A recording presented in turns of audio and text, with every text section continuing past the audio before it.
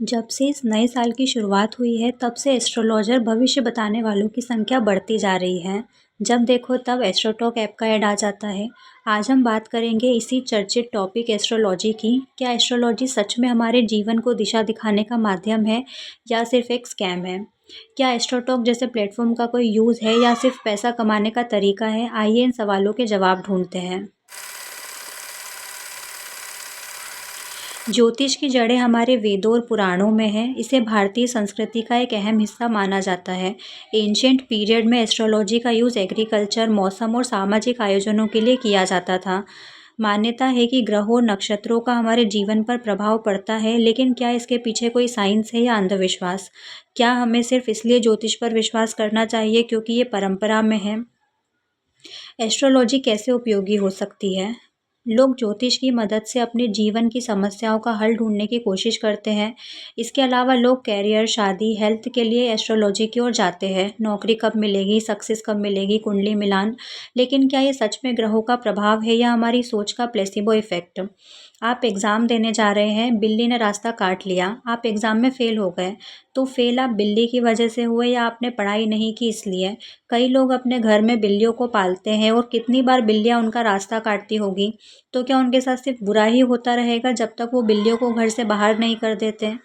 मैंने एक बार एक पंडित जी से पूछा था, क्या हाथ देखकर सब कुछ पता चल जाता है? उन्होंने बताया था कि हम तो जो भी हमारे पास आते हैं उन्हें सब अच्छा बताते हैं, ताकि उनका माइंड पॉजिटिव रहे और उनकी लाइफ में कुछ भी नेगेटिव, क्योंकि वो अगर बताएंगे तो उनका माइंड नेगेटिव वही सोचता रहेगा। सब इसी नेगेटिव पॉजिटिव माइंडसेट का खेल है। कई लोग बिना एस्ट्रोलॉजी जाने एक दो किताबें पढ़कर ढोंग करते हैं और लोगों को ठगते हैं। ये दो, डर और लालच, ऐसी चीज़ें हैं जिससे लोग फेक एस्ट्रोलॉजी का शिकार बनते हैं। कुंडली में दोष है तो उन्हें दूर करने के लिए उपाय बताते हैं, लेकिन सारे एस्ट्रोलॉजर फेक नहीं होते। कुछ एस्ट्रोलॉजर्स ऐसे भी हैं जिन्हें एक्चुअल में 10 से 20 सालों का अनुभव और ज्ञान होता है, तो वो ये एक्सेप्ट भी करते हैं कि हम भी 100% सही नहीं हो सकते। अकॉर्डिंग टू साइंस, एस्ट्रोलॉजी का कोई आधार नहीं है। ग्रहों की स्थिति का हमारे जीवन पर सीधा असर नहीं पड़ सकता। साइंटिस्ट कहते हैं कि सूर्य और चंद्रमा का प्रभाव तो नेचुरल है, लेकिन वो राहु, केतु और शनि के बारे में एक्सप्लेन नहीं कर पाते। आखिरकार एस्ट्रोलॉजी है क्या?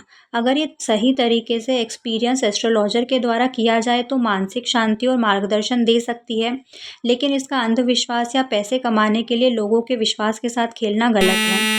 एस्ट्रोलॉजी के सहारे अपनी पूरी लाइफ छोड़ देना बिल्कुल सही नहीं है। कुछ हद तक विश्वास कर सकते हैं, और करना ही है तो अपने कर्म को सही कीजिए और अपने कर्मों और ईश्वर पर विश्वास कीजिए। एस्ट्रोलॉजी और ऐसे प्लेटफॉर्म पर विश्वास करना या न करना आपके ऊपर है, लेकिन ये ज़रूरी है कि आप अपनी बुद्धि और समझ का इस्तेमाल करें। क्या आपने कभी इसे ट्राई किया है? तो अपना एक्सपीरियंस ज़रूर शेयर करें।